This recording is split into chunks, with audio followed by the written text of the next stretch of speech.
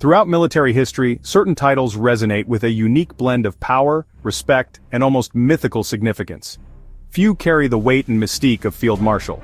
It's not a rank earned merely by time served or through routine promotion processes. It's a distinction reserved for those extraordinary individuals whose exceptional leadership and decisive victories have not only shaped battles, but have fundamentally changed the course of history itself.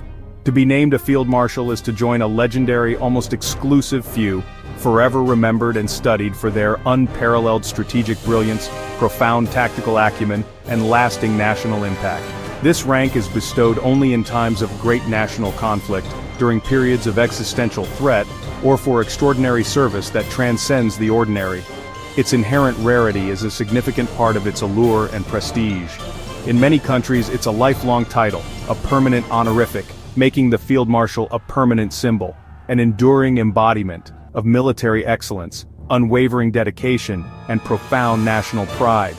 Their influence endures through generations, with their invaluable counsel sought long after their active service officially ends. In this video, we'll embark on a journey to explore the origins of the Field Marshal title, tracing its historical roots, its evolving meaning across different cultures, and the captivating stories of iconic figures like the legendary Rommel, the steadfast Montgomery, and the charismatic Manekshaw. We'll also delve into the rich symbolism associated with the rank, examining the insignia, the batons, and its evolving place and perception in today's complex world. Why has this pinnacle of military command, this ultimate recognition of battlefield prowess, become increasingly rare and almost anachronistic in the modern era of warfare? Let's pull back the curtain, revealing the hidden layers on the most esteemed and historically significant rank in military history. The story of the Field Marshal is a long and fascinating one, beginning in the heart of medieval Europe.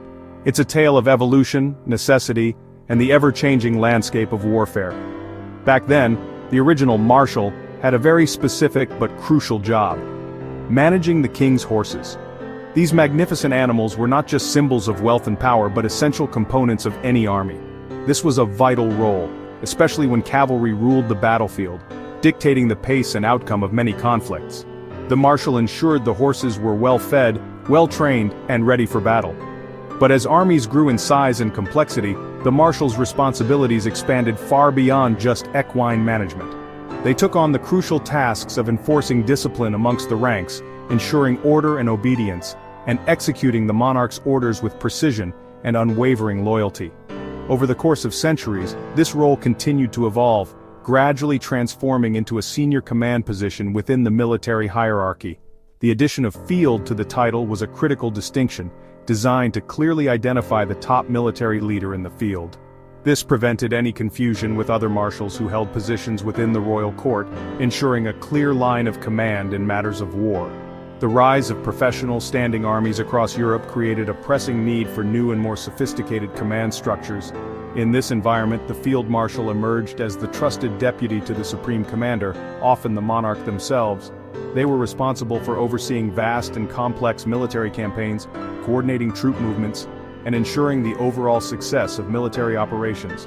Powerful nations like France, the disciplined forces of Prussia, and the ever-expanding British Empire each adapted the rank of Field Marshal to suit their own military needs and traditions. Over time, it became the highest military honor, reserved for supreme commanders who demonstrated exceptional leadership and strategic brilliance. In Britain, the rank was formally established in 1736, solidifying its place at the pinnacle of the military hierarchy. It was a title reserved for those exceptional individuals who had the skill and experience to lead entire armies into battle, or even more impressively to command coalitions of allied forces in the midst of major world-altering wars. The Field Marshal was, in essence, the answer to the ever-increasing complexities of modern warfare, a figure capable of navigating the intricate challenges of large-scale conflict. They stood as a leader above all other generals, possessing a unique blend of strategic vision, tactical acumen, and unwavering resolve. Their decisions, their leadership, and their courage could be entrusted with the fate of entire nations, shaping the course of history. This remarkable evolution, spanning centuries of conflict and innovation, marked the birth of a rank that would become and remains synonymous with ultimate military authority, a symbol of the highest echelons of military power and prestige. the Field Marshal became, and continues to be, the embodiment of strategic command, a figure whose name evokes images of battlefield brilliance and unwavering leadership. What sets a Field Marshal apart from a general? It's the 5-star rank at the very top, reserved for those who command entire armies or theaters of war. Unlike regular promotions, this is a rare honor, often granted by the head of state for extraordinary victorious service. The opportunity to earn it usually comes only in times of major conflict. In many traditions, the rank is held for life, making the Field Marshal a permanent advisor and symbol of military wisdom. Their experience is considered a national asset, never to be retired. Field Marshals are more than commanders. They're national institutions, embodying strategic brilliance and duty. Their decisions shape wars and nations, and their legacy endures long after the battle's end. The rank is as much about national recognition as military achievement. It's a burden and an honor, reserved for those who carry the hopes of a nation. That's what it truly means to be a Field Marshal. Erwin Rommel, the Desert Fox, is a classic example of a Field Marshal whose reputation was built on battlefield brilliance. His daring tactics in North Africa and earlier exploits in France made him a legend, respected by allies and enemies alike. Rommel's Ghost Division blitzed through France, and his Africa Corps outmaneuvered larger British forces with speed and deception. His victory at Tobruk in 1942 earned him the rank of General Feldmarschall, making him the youngest German officer to achieve it. But with the promotion came greater entanglement with the Nazi regime and the burdens of high command. Rommel's rise shows how the Field Marshal rank is both a reward for genius and a turning point in a commander's life. On the Allied side, Bernard Law Montgomery, Monty, became Field Marshal through meticulous planning and unshakable resolve. Taking command of the battered 8th Army in Egypt, he rebuilt morale and prepared for a decisive stand against Rommel. At El Alamein, Montgomery's methodical approach delivered a crushing victory, turning the tide in North Africa. His success made him a national hero and led to further triumphs in Sicily, Italy, and Normandy. Promoted to Field Marshal after the Normandy campaign, Monty's career was a testament to careful preparation and professional leadership. The rank validated his ability to transform defeat into victory. Montgomery's story shows that the Field Marshal's baton is earned through both strategy and steadfastness. His legacy is one of discipline, planning, and ultimate command.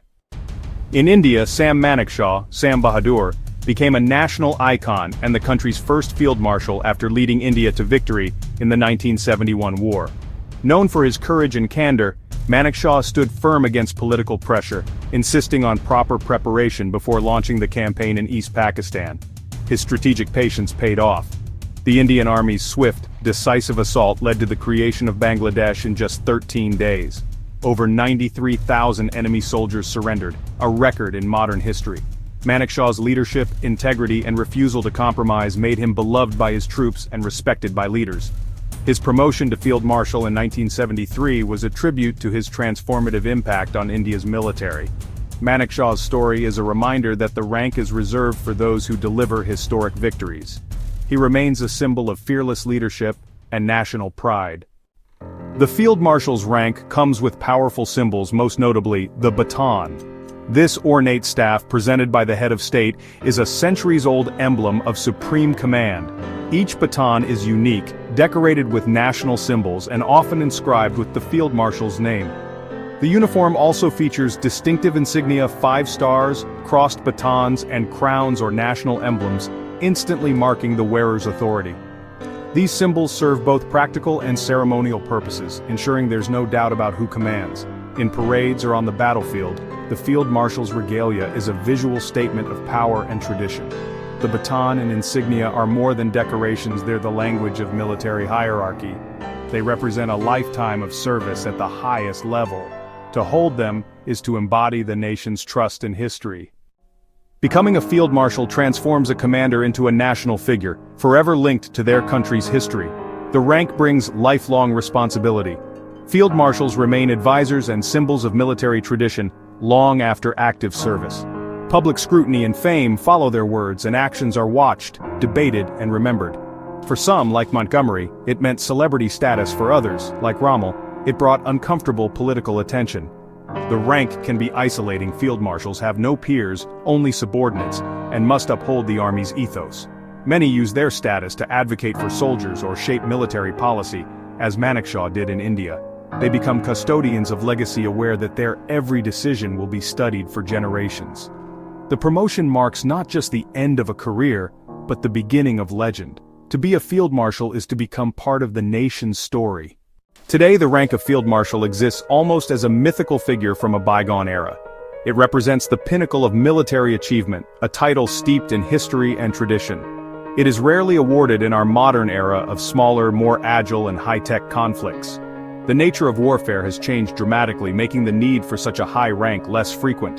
The vast armies and sweeping campaigns that once justified the rank, where millions of soldiers clashed across continents, have largely faded into the annals of history. The scale of conflict has shifted. These large-scale conflicts have been replaced by multinational operations, peacekeeping missions, and new asymmetric forms of warfare that demand different kinds of leadership. Consequently, many countries have either abolished or sidelined the rank of Field Marshal altogether, deeming it no longer relevant to their current military structures and strategic needs. In the UK, for example, the rank is now mostly honorary, a ceremonial title bestowed upon distinguished figures, and in the US, the five-star general equivalent hasn't been awarded since 1950, highlighting its obsolescence. Yet some nations, like India, with its rich military history and ongoing strategic challenges, Egypt, a nation with a long tradition of military power and regional influence, and Thailand, with its unique royal military traditions, still reserve the title for leaders who have demonstrated historic achievement and unparalleled service to their country. The appointment of a field marshal in these nations is not merely a promotion.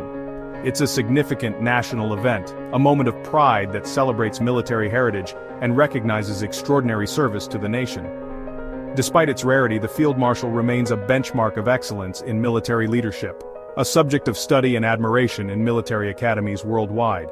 Their stories, figures like Rommel, the Desert Fox, Montgomery, the meticulous British commander, and Manekshaw, the architect of India's victory in 1971, endure as timeless lessons in leadership, strategic thinking, and unwavering courage under pressure. The rank's legacy serves as a gold standard against which all commanders, regardless of their specific roles or the nature of the conflicts they face, are measured and evaluated. While new field marshals may be a rare sight in the modern world, their profound influence continues to echo through the corridors of history, shaping military doctrine and inspiring future generations of leaders. The baton's legacy, a symbol of ultimate authority and responsibility, reminds us of a time when the fate of nations often rested in the hands of these extraordinary military giants whose decisions shaped the course of history.